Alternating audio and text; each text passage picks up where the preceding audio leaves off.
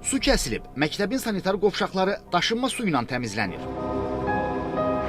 Dərsləri elektron lövhələrdə keçmək mümkün deyil. Çünki 1000-ə yaxın şagirdi olan bu təhsil ocağında paytaxtın Suraxanı rayonu Bülbülə qəsəbəsində yerləşən 327 nömrəli tam orta məktəbdə 2 həftədir elektrik enerjisi kəsilib. Bakı məktəblərində problemlər bitmək, tükənmək bilmir. Bu dəfəki problem isə nə fond puludur, nə də müəllimlər üçün tələb olunan vəsait. Bu gördüyünüz orta təhsil müəssisəsində düz 11 gündür ki, işıqlar yanmır.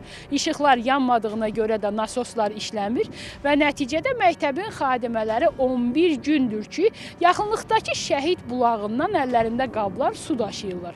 Məktəbin sanitar qovşağını təmizləmək üçün. Betonla doldur su qaldıram ki, uşaqlarımız tuvalete su tökürük ki, iymi gəlməsin. Neçə gündür beləyik. Bəli.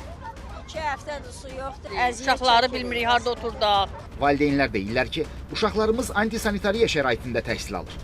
Biz həm onların sağlamlığından, həm də keyfiyyətsiz aldıqları təhsildən narahatıq. Bu vəziyyət onların imtahan nəticələrinə də təsir edəcək. İşıqlar gəlmir, motor işıqla olduğu üçün suyumuz da gəlmir. Elektron lövhələrdir, uşaqlarımız necə oxuya bilsin?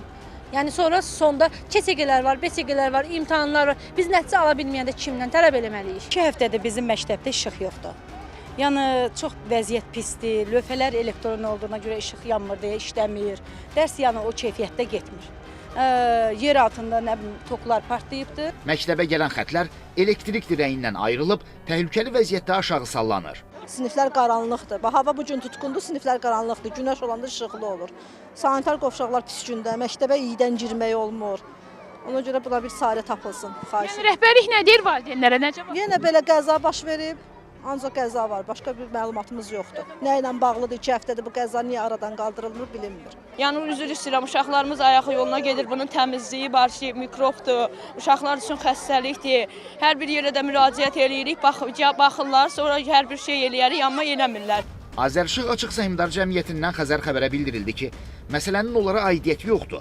Problem məktəbin özünün şəbəkəsinə aiddir. Bakı şəhər üzrə təhsil dairəsindən isə bildirildi ki, 327 saylı tam orta ümumi təhsil məktəbində elektrik enerjisinin verilməsində yaranmış fasilə ilə bağlı aidiyyəti üzrə müvafiq qurumlara müraciət olunub. Məsələnin həll edilməsi üçün zəruri tədbirlər həyata keçirilir. Nigar Polad, Yusif Kərimli, Davud İbrahimov, Xəzər xəbər.